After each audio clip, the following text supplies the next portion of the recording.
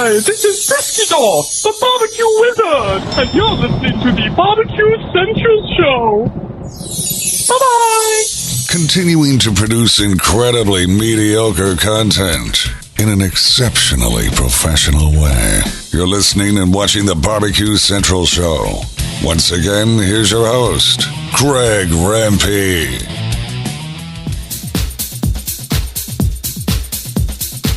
Happy to have you aboard here for the really big barbecue show. Boing.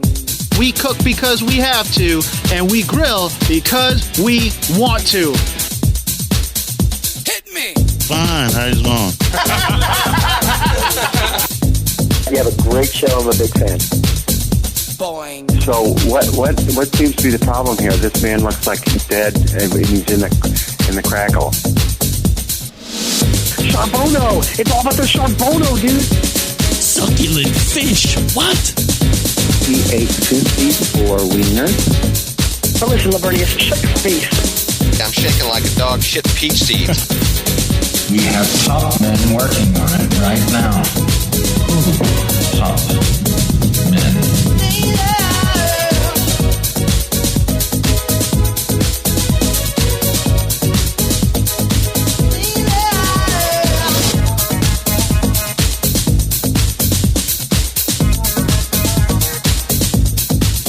And just like that, we are into the second hour. It is the Barbecue Central Show.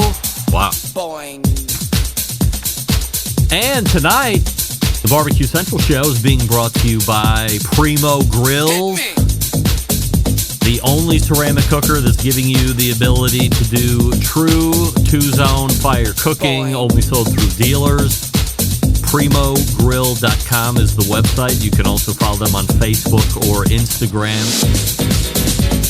A great number of accessories, of course. Also, the show being brought to you by Fireboard, makers of Fireboard 2, Fireboard Pro, Fireboard Spark, Fireboard Beacon, and the wireless Fireboard Pulse. Of course, when you use the Fireboard app and you have your devices connected to your wireless internet, you will have total access to all of those devices anywhere in the world. You can find out more by visiting Fireboard, which is fireboard.com, or call 816-945-2232. And, of course, by Pit Barrel Cooker, which is the most unbelievable outdoor cooking appliance, currently available in 3 sizes with a host of accessories. It doesn't matter if you're a beginner or a professional. It's just a cooker you want to add to the arsenal. You visit pitbarrelcooker.com and you tell them that the Barbecue Central Show sent you. Still to come on the show this evening is none other than hardcore carnivore creator and the recipe writer for her namesake website, Jess Pryles from JessPryles.com. Oh, wait, Jess Pryles from JessPryles.com. Meant to do that. Plenty of different topics to talk about with Jess, so stay tuned for that in about 11 minutes. We say good evening to those of you watching tonight through one of our video streaming platform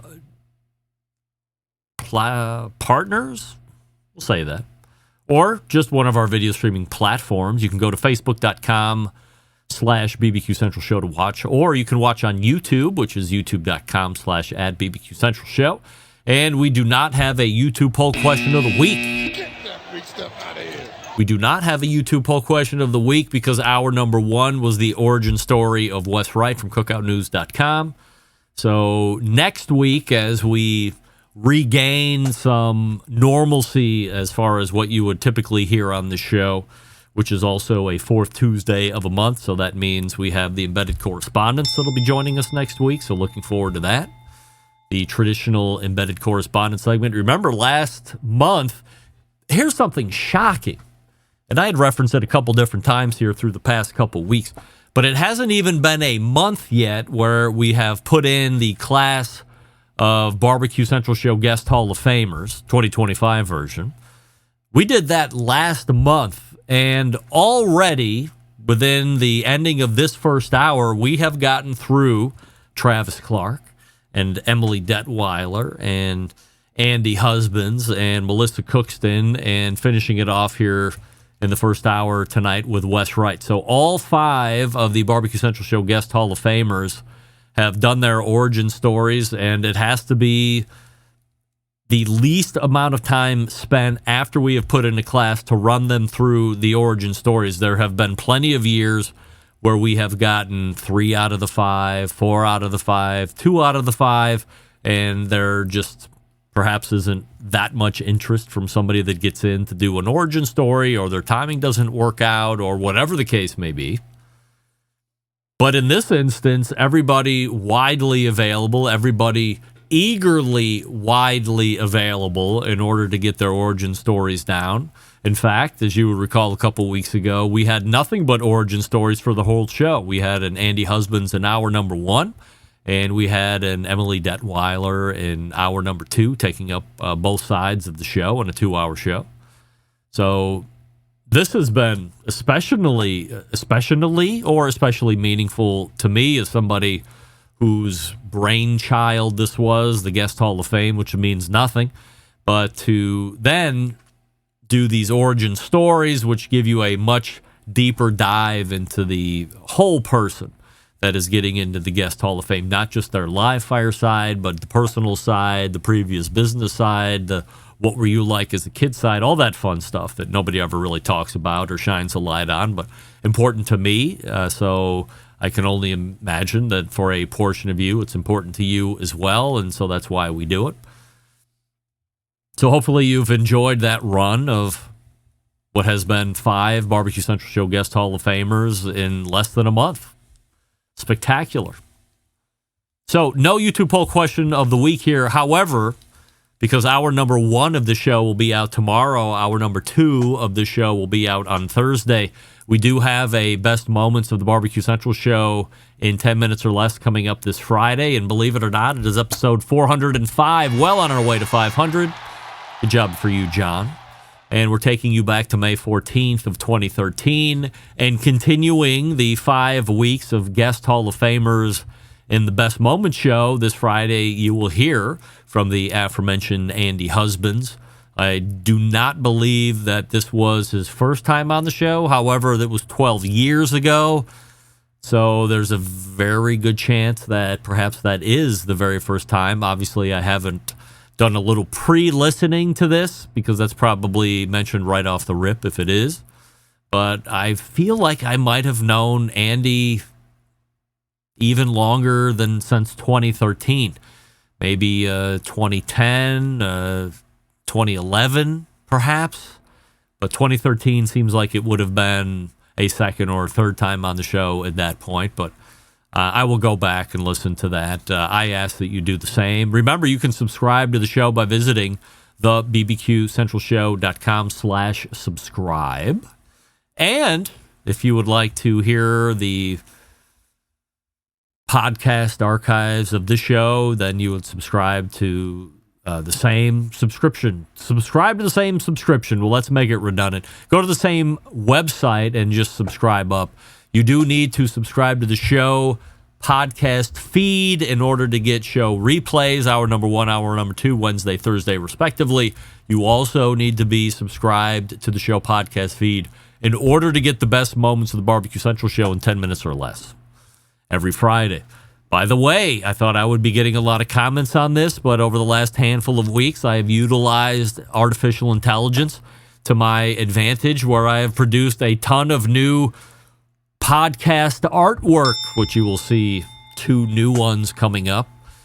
Now, for whatever reason, my preferred podcast catcher third-party version, which is called Pocket Cast, does not show my podcast artwork. However, if you listen to the show, I think pretty much through any other podcast catcher, native and or otherwise, and that being third party, for instance, Spotify, that does show the artwork for the particular episode that you're listening to. So while for well over a decade you had just seen the black and white official Barbecue Central show logo as podcast artwork, over the last handful of weeks, it's been a little bit more intricate. We've added things like guest Hall of Fame nominations, or the Hall of Fame nominee thing, or I have one specifically made now for every time the embedded correspondence come on. I have something that references that, and you'll see one of Jess Pryles. On Thursday, you'll see whatever AI thought Wes Wright looked like coming up tomorrow.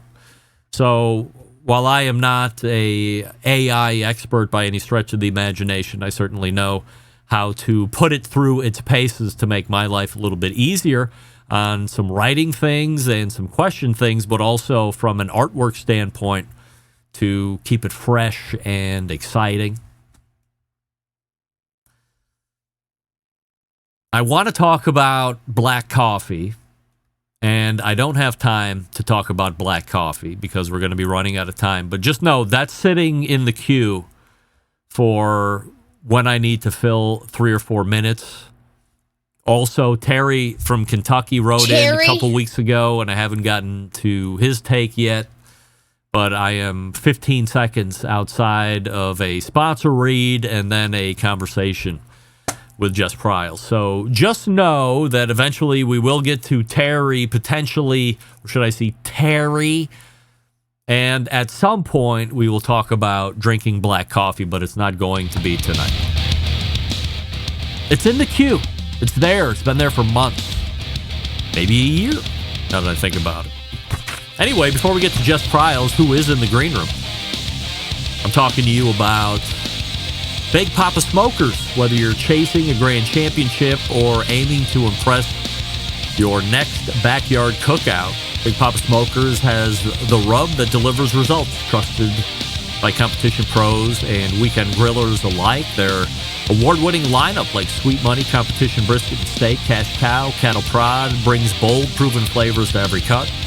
And for a limited time, they've brought back the fan favorite Cucaracha, which is a fiery kick that turns up the heat on any cook. Barbecue Central Show listeners, this one's for you, and you only have 10 days left. Use promo code BBQ Central 25 at checkout. That's BBQ Central 25 at checkout for free ground shipping now through October 31st. Again, limited number of days before you lose money. We don't want to lose money. We want to have the free money. Take advantage of the free money. Spend it to your advantage. So shop all the great Sweet Money, Competition Brisket and Steak, Cash Cow, Cattle Prod, Desert Gold, Hot, Sweet Money Hot, Little Louis Seasoned Salt. I mean, the list goes on. And then as you're checking out, use the promo code BBQ Central 25 at checkout for free ground shipping now through October 31st. And then just like that, poof, it's gone. Just like Halloween. Much like your Halloween candy will be gone in 2 days, the free shipping will be gone just like that. All right. We'll come back with a conversation with Jess Pryles right after this. Stick around. We'll be right back. You're listening to the Barbecue Central Show.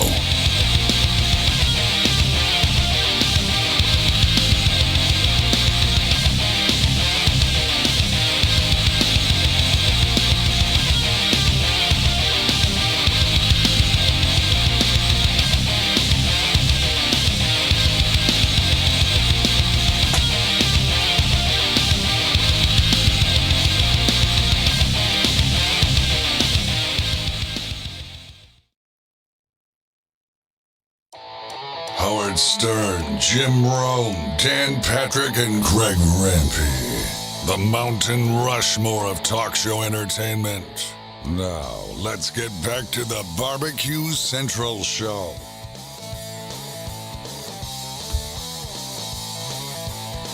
All right, welcome back to this portion of the show being brought to you by McAllis Cigars, my favorite cigars.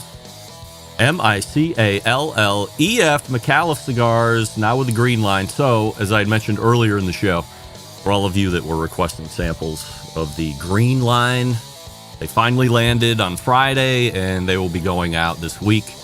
You know me, could be next week.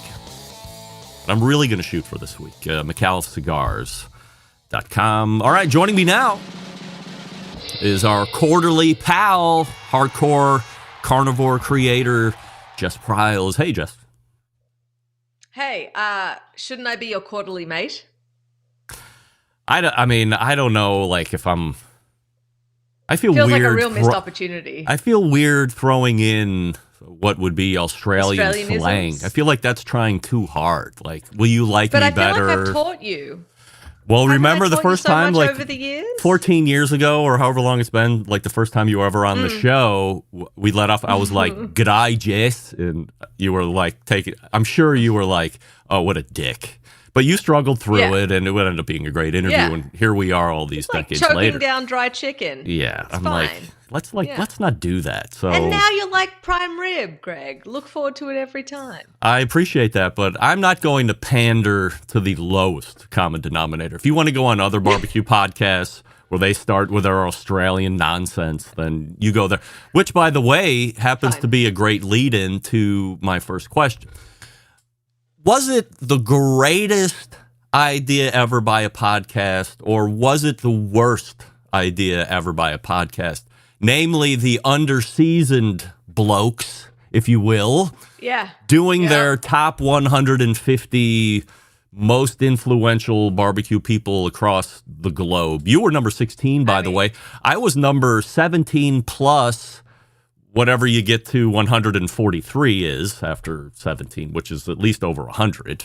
But you were on there. Yeah, I know, and I was very happy. People said, "Aren't you pissed that you weren't higher?" I said, "I'm just happy to be included on any list. That means somebody thought of me, whether it was 143 times after the first person or the second, whatever. It doesn't matter. I'm on there, and they're global, so I'm much happier being a global influence than being pigeonholed as just a national brand." So, what do you think from an idea standpoint on that whole list thing? I mean, it was a brilliant idea because it got everyone talking, right? You know, and I haven't heard too many people sort of questioning the credentials. Jay, I've known Jay for many, many years. Who is he? He and I co-founded the Australasian Barbecue Alliance together, along with Adam Roberts way back when. And he also runs the meat stock festivals that you might have heard of in Australia. But he's also done Butcher Wars, and he's taken that to Brazil and London, which is why there were a lot of Brazilians on that list. And what I think is interesting is we, as Americans, tend to not think about the Brazilian barbecue scene because they speak in Portuguese and it's not really accessible to us. But in terms of impact, it's there. So I thought it was interesting to see it from a global lens, if you will. Although, you know, I didn't agree with all of his choices, but I love that he picked Daniel Vaughan as number one because I thought that was actually somewhat, I don't know, it just made sense to me. It was non-controversial. It was accurate. He makes or breaks people with that list, right? Yeah. So, but in terms of doing the list, I mean, brilliant. We're still talking about it how many weeks later? So I think a few things on that. I think just like Can't wait. Great to put a list out to get people talking and bring some traction to your brand, whatever it is, podcast. He's got a lot of great video stuff. I saw you on a video piece talking about shitty looking brisket or whatever it was when you were down there one of those last times. So great production value there. The sound is great. The video looks really good. So a lot of positives there. But just to get people heading over to your place and going, well, what's this list? Why is this person here? You know, ultimately they're going to end up at your place. That's what they're doing, right? They want to get people to their underseason.com website or whatever it is. So +1 there. And then you're getting people talking within the industry. So +2 there. And for me, if you're going to put out a list, you come up with the list and you put it out and you take your kick in the dick if you're going to be getting it or if you're not going to be getting it. You don't say, I'm coming out with a list. Now, vote for your favorite, and all of a sudden it becomes a popularity contest. Jay didn't do that. Jay went from 1 to whatever he did and posted it and is now either taking his kudos or taking his kick in the dick because he didn't put somewhere here. Opinion. That's the best. That's the best. Yeah. Yeah. Jay's one of the nicest guys you'll ever meet. He's friends with everybody, but he has been around this industry in so many different ways. I think he missed the nuances. You know, he also looked at it from a sort of from a social perspective and from a follower perspective, and I guess he has his own metrics as well. But he definitely has some biases and some he looks at a certain way living in Australia. He doesn't live in the course. US. He doesn't come over here and see the intricacies of how everything works. But yeah, I mean, voting is just that doesn't really mean anything. It's like Texas Monthly doesn't get you to vote on your favorite barbecue joint. They have their experts pick it. So I guess that's what he did. But I went to his studio in Port Macquarie. It's fun. Yeah, it looks crazy good. It would be, let's just say if you ever made it to Cleveland and you came on air here live, I believe you would be less impressed with what you actually see happening in real life versus what you see in front of the camera. Yeah, but I feel like I'd get to meet your wife and daughters and watch them give you shit in person, and I feel like that would be worth it. Of course. Who doesn't want to see that? You know what I mean? Yeah. How's that book coming? Oh my God. Good. So sound like Meathead. Handed in. I handed in the manuscript. I had 9 months to write it, which is not very long. Yeah. But you work backwards, right? So they pick the publication date, and there's generally twice a year, maybe 3 times a year, that they'll pick for a meat book, a barbecue book. It's a meat book. And they'll be like, okay, it either comes out before grilling season, before Father's Day, or before the holidays. So we worked backwards on that. And because Father's Day in Australia and the US are different, it's going to come out in Australia, the UK, and the USA all at the same time. Oh.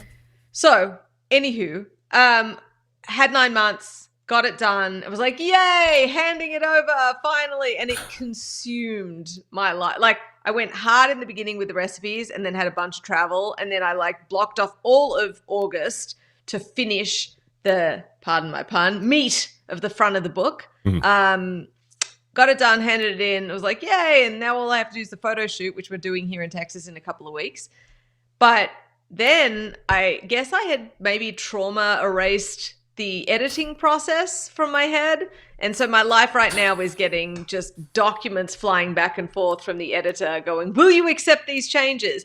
Did you mean this? Should we explain what a turducken is? There's no turducken recipe, just to be clear. I just referenced it. And I'm like, I don't really think you want to add in 5 lines explaining what a turducken is, but okay. But she's nice. Never met her, but she's nice. But there's a lot of work, a lot more work than I remember in this stage. And then we're going to try and do at least 80 recipes in the photography, which means 8 days of shooting, 10 recipes a day. And we're going to be going to, HEB is supplying all the meat for the cookbook. So we're actually going to be going in store with them to take some raw product photos just to try and make it like more of a reference book. You'll see. Yeah. I'm very excited. I poured absolutely everything into this book. How overrated or underrated is turducken? I think it's as overrated as a whole steer. And don't get me wrong, let me be clear. Harvey, who is famous for doing the steers, who is one of the nicest guys you'll meet, he's famous. He built these, he's out of the Rio Grande Valley here in Texas, and he builds these crosses. He's actually on my show this season, which is currently airing as well, doing a burrito cook. But there's so many better ways to cook it. Like, why would you try and cook a steamship round and a ribeye at the same time and hope that it's going to turn out, I would never do that. You would. Well, there's a lot of reasons why you would never do that. Where would you I couldn't even source a cow to cook. I don't even think. Or steer or whatever. Have you thought about trying to just drape one over the engine block of a big truck? Oh, right. I mean, there's so many reasons. There's so many reasons why I couldn't do that, as you said, but sourcing would be like problem A, but then it would be like, well, do I actually have to fabricate something to house that piece of beef? Okay, well, that's I can't what he do does. that. Yeah, he fabricates the things. Yeah. So he's a real man. I'm not. Yeah. So turduckens, I'm going no. How many have you had? You have a lot? I don't know that I've had any. Oh, really? But I don't need to have them to know that I don't like them. Yeah. How many pieces of shit have you eaten, Greg? Pun shits or real shits? A little from column A, a little from column B. Yeah, real shits, currently 0. Yes, that's right. But pun shits, many a day, of course. Now, within the past week, how many times have you used your very own everyday carry foldable steak knife from hardcorecarnivore.com? Be honest. I used it last week, not this week. Okay. I used it at the Not Texas this State week. Fair. But you have used it, like, regularly? I have. Not regularly, but only because I don't carry a knife as frequently as I used to. If I carried a knife as frequently as I used to, then I would use it more regularly. Aren't you carrying a knife as frequently? What are you doing or not doing? Well, let me tell you a little quick story. Yes. I have lots of folds in the depths of my purse. And there have been 3 times that I have traveled to another city via air and discovered a knife on the other end that TSA didn't find. Really? Which was not left in there on purpose, obviously. And I thought, I don't feel so comfortable rolling the dice on this anymore. Yeah. And that's where I would, it's different for guys. And I think guys, you keep I keep my wallet in my purse and it just stays in there. But I guess you put your wallet in your pocket every day. So you've got a ritual of wallet, knife, blah, blah, blah. So it's just a little bit different. So you don't have a practice of keeping your carry knife in your jeans pocket? No, not so much. Yeah, because I have. But I should. Like I have my. Wow! I have a tactical flashlight, and then Dang! I have my knife right here. Hey, at what point? Hey, that does not look like a folding steak knife. Oh, that it's looks my. like a Gerber Tanto. It is. Listen. I do have the foldable steak knife upstairs. What do you need a flashlight for? It's a tactical flashlight. Why aren't you carrying?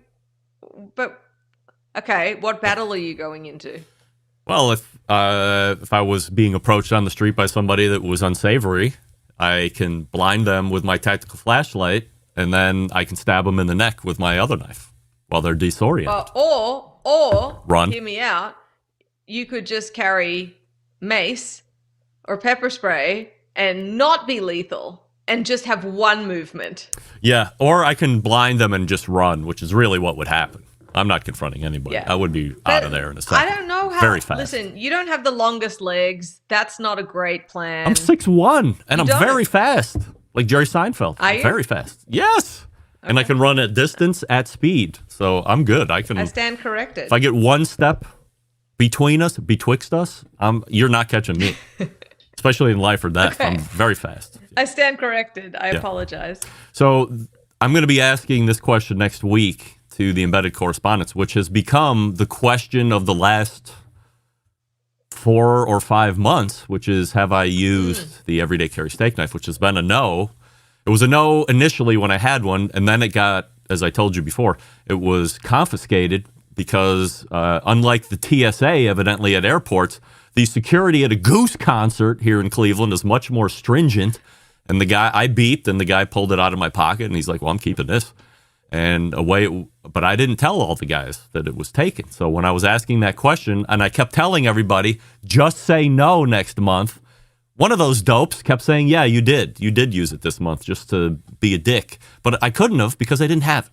And then I felt bad after I came clean, and then I reached out to you, and I said, hey, I want to be the guy that asks for things. And you're like, hey, too late. Somebody already bought you one, and you wanted to tell me? And I would have sent you one. To be clear, I would have sent you one. Oh, I'm sure. Yes, but somebody already was ahead of me on that. So now I have another one, and I have a feeling that this month they're all going to say yes because they know I am rearmed with a carry knife. I have said no all these months in a row. And in a flash of lightning in a bottle, I will have used it. They will have said yes, and the question goes away. It'll be crazy. So listen. I have a couple of things here, a couple of questions for you. All One, right. will you start to use it? I really have I've seen you with the ick. I have a mind have the issue. Ick around it. I have the ick. Yeah. But can you not use it for purposes other than steak? Oh, sure. I use the other one like a regular knife. It's a great size. It's very sharp. Looks cool. Fully functional as a. But yeah. Great value for anyone who wants to buy their own. Of course. Yeah, hardcorecarnivore.com. And I said, hey, $35. But this time around, I want to use it as its intended purpose is. Before it sees tape or cardboard or flesh of a human, I want to have it cut beef or pork or chicken or something. Okay. Yeah. So are you asking me to tell you who sent it? Oh, did you want to tell me? No. Oh, are you gonna tell me? I was just wondering if you were explicitly asking that. I did ask you, and you said I'm not going to tell you. And I said, hey, just between us I'm still gals, not going to tell you. Tell us. No. And you said no. I'm just going to sit here and paint my fingernails and twirl my hair. And I said, okay, well, I guess I'm not getting that information. Just like you are. That's right. And they're waxing your upper lip. Listen, Here's the deal. First of all, I think it's a legal issue because someone actually went onto the store and bought it. They didn't ask me to send it to you. Yeah. And then the other thing is, I'm not a bitch, so I wouldn't rat on people like that. Got it. Got to maintain that street cred. So just so you know, right. Jess Pryles ain't no bitch. All right, so I can't wait to make the soundboard with that one. Yeah, that does have isolation potential on it for sure. So one of the questions I have, and I've had for a long time, is a lot of experts are telling people, okay, medium rare is at X temperature, rare is at X temperature. Inevitably, there are varying numbers off from each other with this person's medium rare and that person's medium rare. They're not even the same wheelhouse. What is the what are the correct temperatures? Rare, medium, well done. Once and for all. My world got blown apart recently while I was writing this book. I used a lot of contacts in the meat science field to reference and check. It was really important to me to make sure, obviously, that everything is hyper correct and hyper accurate, and some things change as well, like temperatures get revised. Mm-hmm. And one of the things that blew my mind was a poultry science professor said that when they test in the lab, they're a poultry science professor working on beef, don't ask. They said that when they cook to medium rare, they're cooking to 145 in the lab. And I'm like, bro, if I cook to 145, you'd be, unequivocally overdone. Yeah. So it opened up this whole can of worms because, for years I've been preaching in class, temperature is reliable, and it is, but there are still variables. So for me, medium rare sits between 130 and 135. It is variable. Carryover cooking, which is what actually happens during resting, is going to affect that as well. So you got to take that into account. That has to do with the piece of meat. Was it vacuum sealed beforehand? Was it frozen beforehand? How is the myoglobin going to react? Because we're not necessarily just looking for the juiciness of it, which is why you cook to these different temperatures. We are all looking for it of how does it look, right? Like how pink is it?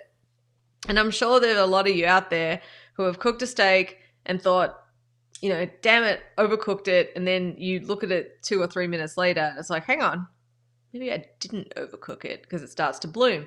So meat can behave in really different ways. It's not a widget. It's very, very natural organic product, not literally. Or at least not certified, depending. So all that to say, I think that there's too much variation and too many variables. And I also think that there's a divide, which I discuss in the book as well, between meat science and culinary.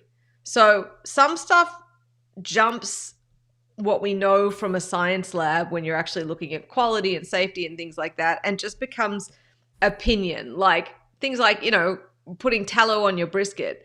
There's no science there's other science that you can use to reference what might be going on there, but there's never been any studies on what happens when you put tallow on your brisket before you wrap it in paper, because it's a culinary technique, right? So there's a discrepancy between things that chefs experience sometimes and some of the science that we have from experimental data. And this seems to be falling into that as well. Did I answer your question? Not at all? So what is rare to you then? Rare to me is rare to me, 120 to 125, medium rare, 130 to 135. Medium to me would be 140 to 143. 3. That to me has a narrower window. Yep. And then I would say technically anything over 155, but I think by the time you get to 150, you're already in well done stage. And the issue with well done is what you're doing in all those cases is cooking out water. So the longer you cook it, the more water you cook out of it. That's going to affect juiciness, and it's going to affect tenderness as well.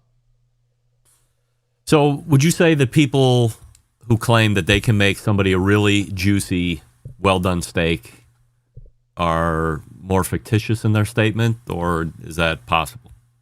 Or does that depend on the piece of meat? Crazy. Oh, yeah? They're just wrong. It's not. You can't. You can't. I cooked a slow roast. Look, okay, sorry. Let me give you a caveat. The only caveat to that would be if you had a piece of meat like a brisket or a beef cheek or a shank that has a lot of collagen that could potentially turn to gelatin, that gives it that juicy mouth feel, even though it's actually not juicy. Unctuous would work as well. Mm-hmm. Something extremely fatty, which you would never cook really Wagyu to well done, but even then it would still be less of a fun experience. Mm-hmm. So, yeah, I call bullshit. In a little bit of a different protein, well, in a completely different protein sense, let's look at lamb, because that's like continuing to grow as one of my favorite proteins. When I think of finish temperatures and lamb, I'm also associating different cuts of finishing temperatures for different cuts for different finishing temperatures. So rack of lamb, for instance, to me, I'm seeing more medium rare as being the best one. But then we're talking about a leg of lamb, or maybe there's ground lamb, or there's the lamb ribs, different finishing temperatures as well. So what are finishing temperatures? What do you prefer for finishing temperatures? And then perhaps more importantly, how does one finishing temperature then affect the gaminess or non-gaminess of the lamb? I am so stoked that you're into lamb and trying to encourage more people to eat lamb, because I feel like that's my personal mission. I just did a lamb leg last night, posting a video soon. I'm posting a lot more lamb. I'm on a mission, okay? So lamb can be gamey. It's generally determined by how old the animal is. The older it gets, the gamier it gets, which is why if you've ever tried mutton, it's probably going to turn you off a little bit if you're not into the gaminess. It's partially what I mentioned about cooking out the water. So you're kind of right in your feeling that the more you would cook it, the gamier it gets, because water is a diluter, right? So when you cook that out and you have the pure muscle fibers, or not pure because it's still going to have some water in there, but when you concentrate that flavor, similar to dry aging, it is going to appear to be gamier. So it is true that that's the case. Rack of lamb, for sure, medium rare. Leg, you can do two ways. You can either do a medium rare or you can do a slow roasted like I did. Shoulder's better for slow roasting. It's brilliant on the smoker. It should absolutely be at more barbecue joints. And then lamb ribs, you do have to cook them well done, but they're so fatty that they're sort of self-sourcing. The thing with lamb that I used to make this mistake is I don't think that lamb should ever be rare, because it should be medium rare at the very least. There's something about it that sort of has this weird gummy texture. Yeah. Beef can get it too, but it's sort of the fibers are sort of more robust, so it's less obvious. Where it's just an unpleasant texture if you leave it rare. So oftentimes you'll hear people say blush pink for lamb, and that's what you're going for. Is the shoulder cooked to like a traditional pulled pork type temperature, or is it sliced? Yeah. Wow. Yeah. No, you want to cook it until it's falling apart, because it's got all of those same great bits of connective tissue and a lot of collagen in there as well that can convert. I had lamb smash burger. I was very happy with that. Had a great taste. Right? Yeah. Did they turn it into like a Greek style tzatziki situation? No, my sales manager at work. Yeah, so he raises lambs to show, and he I guess show lambs need to be black in color, and for whatever reason, I don't know what the terms are, the female lamb was kicking out white lambs, the first couple, and he was pissed because now he can't show those, and he paid all this money for this bull lamb to give him the black lambs, whatever.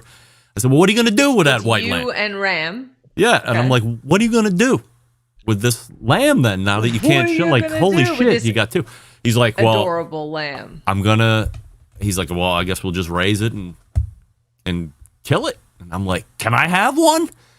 He said, yeah. And so then my boss came over, and he's like, oh, I like lamb. And so he's like, well, I'll split it between you two. So I got a bunch of ground. I got the leg. I got the racks out of both. I mean, it was like getting a half a cow, except way smaller, and it was half a lamb. But it's been great. Yeah. And so with the ground, when I made smash burgers, I said, well, I'll just take some of this ground. I'll treat it just like regular beef, and we're going to do lamb smash burgers. And they were fucking great. Yum. So good. Yep. Lamb is super underrated. Have we talked about the lamb? Have we talked about why lamb is so reviled in this country? I assume it's because you're whacking a baby animal. No. The very short story, and if you had watched season 1 of Hardcore Carnivore, it does come up in the lamb episode. But the long story short is that during World War II, the soldiers were given rations of mutton, and they were tinned and they were boiled in the tin to preserve them. So it was the gamiest, fattiest, most unappealing meat that you can imagine that they were forced to eat overseas for several years. And then they came back from the war and said, fuck no, we're not eating this anymore. And it was basically like a generational trauma. So then they're not feeding it to their kids. Their kids grow up never having lamb. And that's what started it. So I'm on a mission to bring it back. Hey, we have talked about this because I want you to change your horse meat t-shirts, and you and I are going to be a lamb campaign now. Yeah? I think we have more traction with lamb. Although I did read a incredibly, which tried to be, I don't know. There's the word I'm looking for, but I can't find it. But this lady wrote a whole big report, story on how the wild cows out west are ruining the range and this and that, and they're mean, and why not take a look at eating them? That's what basically the nuts and bolts of the article was like, these horses are a pest. We should think about eating them instead of just killing. Right? Yeah, Mustangs, like wild horses. Oh, you initially said wild cows, and I was like, I'm not aware of any wild. You did. It was fantastic. No, it's fine. Horses. I was like, wow, does Greg know something about wild cattle that I am not aware of? Yes, it's breaking news. These newly reviled wild cows, which are threats to society. No. I meant wild horses. I meant wild horses. Did you know that Australia has wild camels? And this is actual fact, not bullshit. But I mean, there's a lot of what do you guys call it? Outback back there. So I mean, who knows what else is out there? Camels. We have wild horses too. They call them brumbies. Tasmanian devils that whirl around like a tornado, and all these other things. Yeah. And 5 types of jellyfish that'll kill you. Just good times. You ever had camel? I think I've had it once, but you can get camel meat. Very common in the Middle East, as you might imagine. You ever had a balut egg? No, hard pass. Would you ever pitch up a hitchhike? Would you ever? No. What? You would have to go to Singapore or wherever they. Do your listeners know what that is? Yeah, I think so. Okay. If not, Google it. BALUT. Yeah, and be sure to watch any attached YouTube video that goes to that too. Make sure you watch that first. Then you'll be done. Was there anything else before I get you to the game show part of this segment? Yeah, I have a Barbecue Central show exclusive. You do? I do. Stand by. I didn't even tell you I was doing a Barbecue Central Show exclusive news update. All right. Greg Rempe reporting from the breaking news desk here in Cleveland, Ohio, the city that breaks the most live-fire breaking news across the country, nay, the globe. And we go down to Austin, Texas, where Jess Pryles files this report. Good evening, Greg.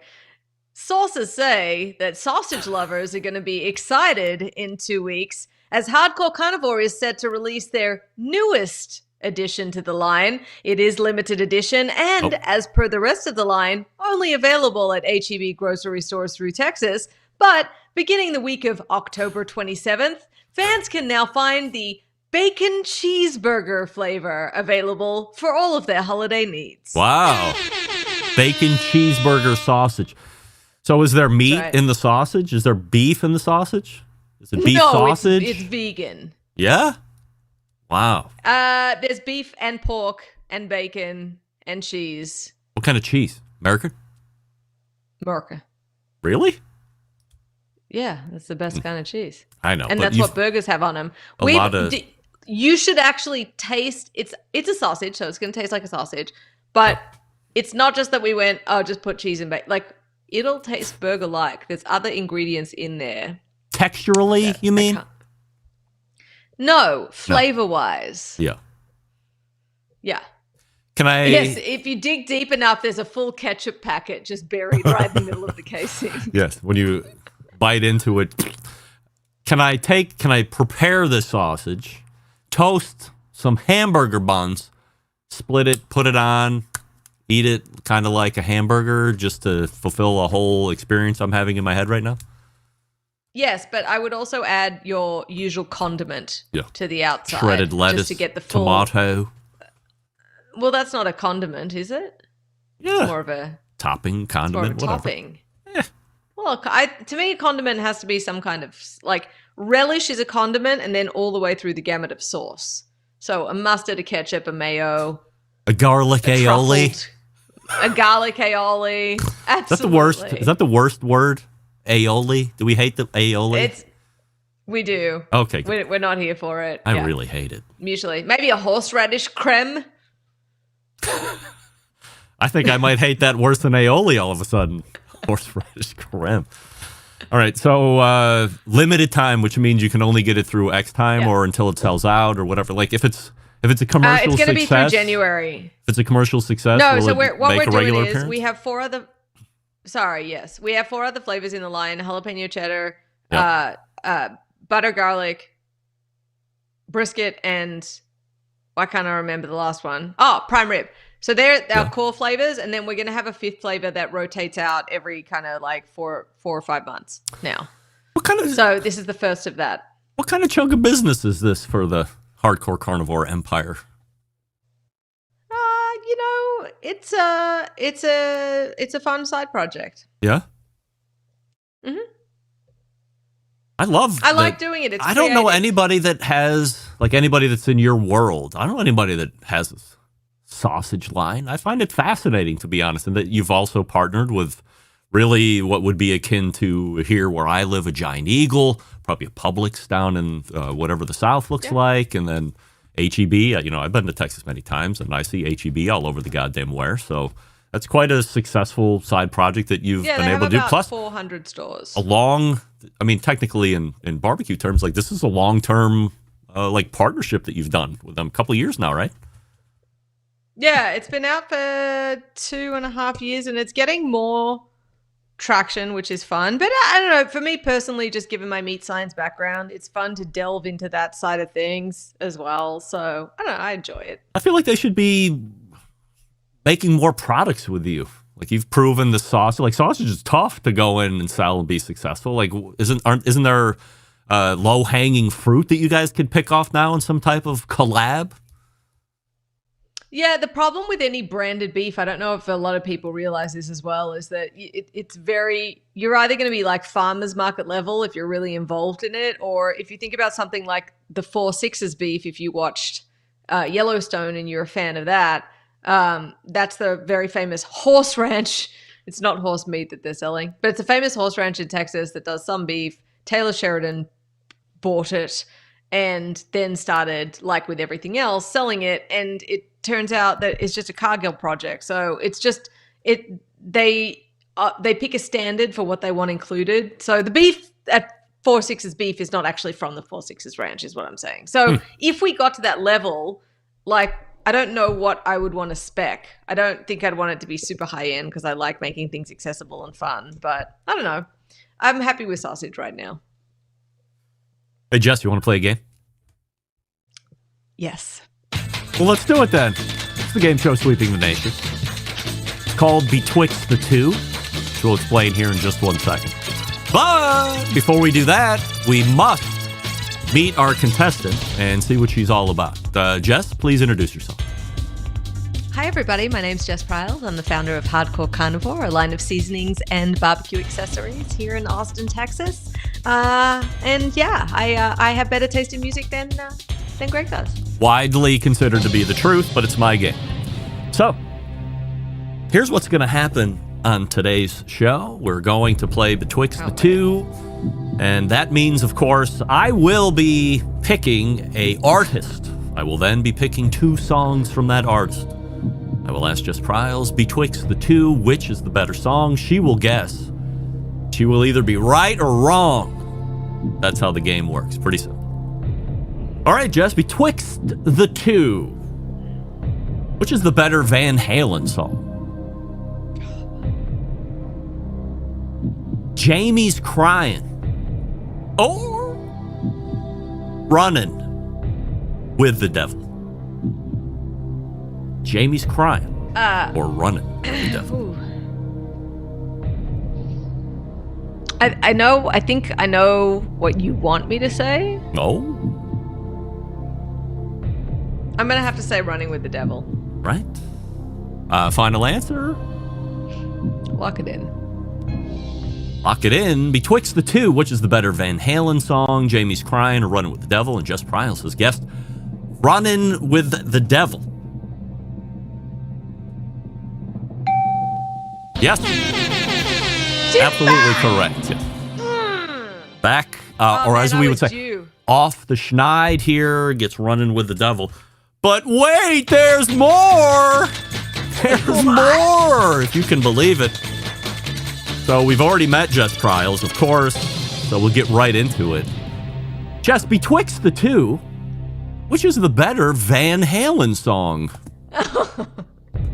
Finish What You Started or Right Now?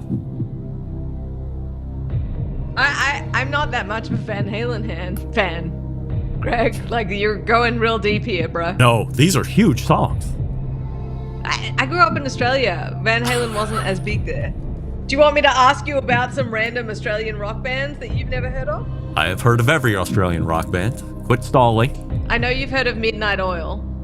And I don't even that's remember all the songs of that the you just Australian. said. Finish What You Started or Right Okay. Now. Okay, this is going to be a guess because I don't think I know these songs. But I'm going to say Finish What You Started. All right. I don't Lock think that I in. do. Betwixt the two, of course, we know that the first set was David Lee Roth fronting, and the second set is Sammy Hagar fronting. I'm comfortable with that then. I'd Jess go Pryles DLR over says, Hagar. Finish What You Started. Over Right Now, and of course we know the correct answer is... Finish What You Started. 2 for 2. Holy shit. All right, I thought you were going to go for, well, now that I've known that you're not a huge Van Halen fan, which is shocking, but Right Now is like one of the biggest songs, like globally when it was out. It had the piano intro. It's been used on Olympics and all. I mean, it was huge. But wait, there's more. No! Oh, Is it yes. Van Halen? Yes. Greg. Betwixt the two, Oh, God. which is the better Van Halen song? Running with the Devil or Finish What You Started? We must. It's Running with the Devil. What we've done is we're trying to see which is the better Van Halen singer. We're putting an end to it where people on social media will argue and argue. We're like, no, we'll put an end to it DLR. right here. Finish. It's David Lee Roth. All right, over Running with the Sammy Hagar. Devil. Here we go. Yes, correct. Lock it in. That's not up for debate. That much I know. Oh boy. Betwixt the two, which is the better song, Running with the Devil or Finish What You Started? And of course, the answer is yes. That's a triple. It's a triple. 3 for 3. That's right. Running I with said the Devil. thriple. There's no doubt about it. Triple. Not to be confused with thruple, but that's a whole different topic. Whole different thing. We'll call it a triple play. I feel Look, so great. You've done it. I feel vindicated. You've done it. This counts as 3 wins. Oh, wait. So from all of us here at Betwixt the Two, we say so long, everybody. All right. Now, I had to sign out properly.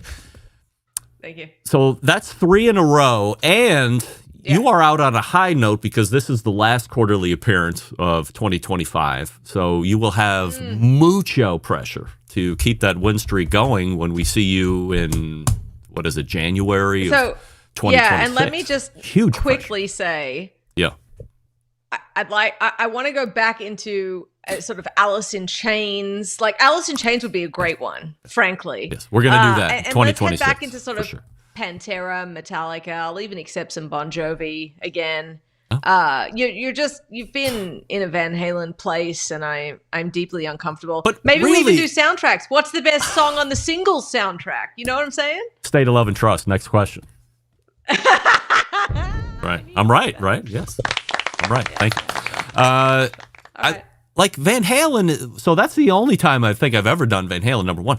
And then going deep, not really. Like these were all huge Van Halen hits, and Van Halen unique in the fact that they were huge on 2 different frontmen, which is crazy. We won't ever talk about the Gary Cherone year and a half or cup of coffee or whatever you want to talk about it, but Sammy Hagar. Now, I believe we could go for another hour because we disagree. David Lee Roth, good frontman, shitty singer. Sammy Hagar, I agree there. Way better singer. Like Sammy Hagar was the better. I think Sammy Hagar, they could have been just as popular with Sammy Hagar starting out, and they would have had a better run through their whole career than having David Lee Roth. Listen, Fight Greg, me. I'm going to say something real quick. Would you like to do another band that has also had great success with 2 frontmen that I don't think you've asked about in years? AC/DC? Yeah. I know who does. That's what I'm saying. Very rare. But that's not even the same. Like Nonetheless. Bon Scott would have remained lead singer of AC/DC if he wouldn't have died. Van Halen number one just broke up. That's one of the dumbest things you've ever said. And you know I love you, but that's a fucking Captain Obvious moment. Yes, but that's not what happened with Van Halen. They broke up, and then they achieved great success with a completely different singer. It's like it's not even the same. That's like saying that I'll Jason find Newsted is a better bass player than Cliff Burton. Well, Cliff Burton would have remained the bass player with Metallica had he not died. Yeah, I mean, it's the same argument with Lane Staley as well, right? I agree. I like William. He's a great singer. He sounds exactly like him. Look, I don't want to put a turn of phrase back to you, but that's the dumbest fucking thing you've ever said in your life on the show. And it's not even close. Oh my God. Look, we got to stop here because I think I might pass out. All right. Okay. Hey, if for the audience that's watching this, could you please suggest some other bands that we should cover in this segment? Because Greg's having a fucking connection. I don't even know if we can go on. We might have to break up. We can. All right. Look, hey, here, I know we've what done he's it. about to ask me. We've done it. What do we have to promote? this. What do we have to promote here tonight before I let you go? JessPriles.com. That's me. Come find me. I have recipes and things. Follow me on the socials. HardcoreCarnivore.com also has the socials. Follow both of us. We have different things going on. And that's pretty... Oh, and our fried turkey is back. And our chili mix is back. Time for the holiday. Season. Right. Yeah. You love that. Love the fried turkey one, of course. Jess, always appreciate the time. And we will see you the first quarter of 2026. Sounds great. All right. We will do it. Appreciate you as always. That is Jess Priles. And we look forward to her here in January of next year. It'll be next year before you know it. As I always say, 2025 rapidly coming to a close. Everybody laughs in January. But now who's laughing? Terrible transition there. All right, we're going to come back for an open segment. So we'll take your phone calls, not phone calls, but we'll take your questions and emails. You are listening and watching the Barbecue Central Show right here on the Barbecue Central Network. Stick around, be right back. You're listening to the Barbecue Central Show.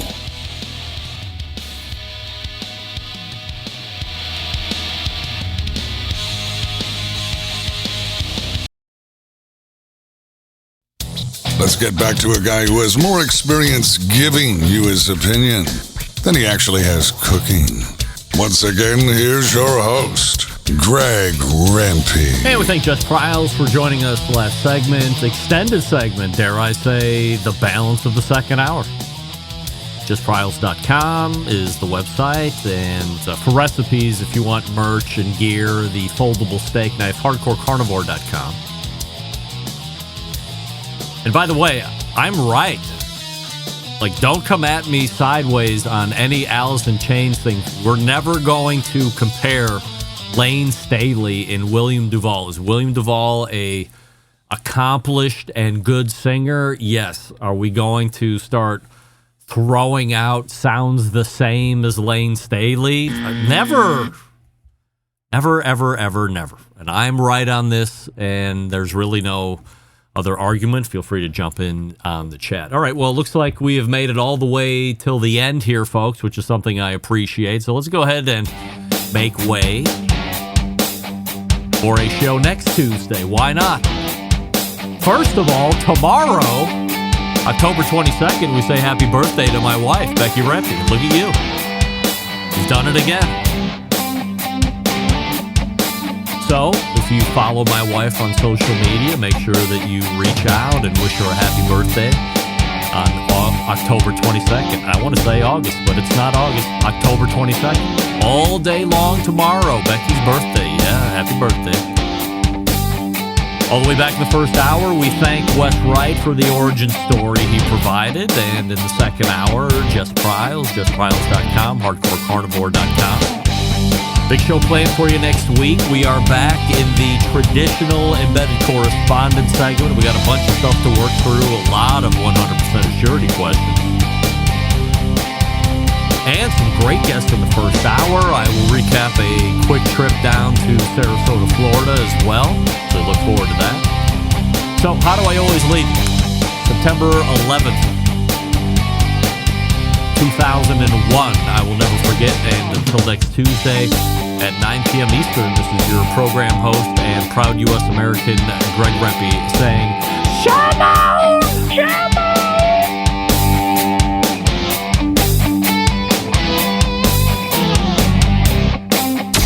Hey, what's up? This is JM, host of the Celebrity Grill podcast on iTunes, and you're listening to the Barbecue Central Radio Network. All barbecue and grilling, all the time.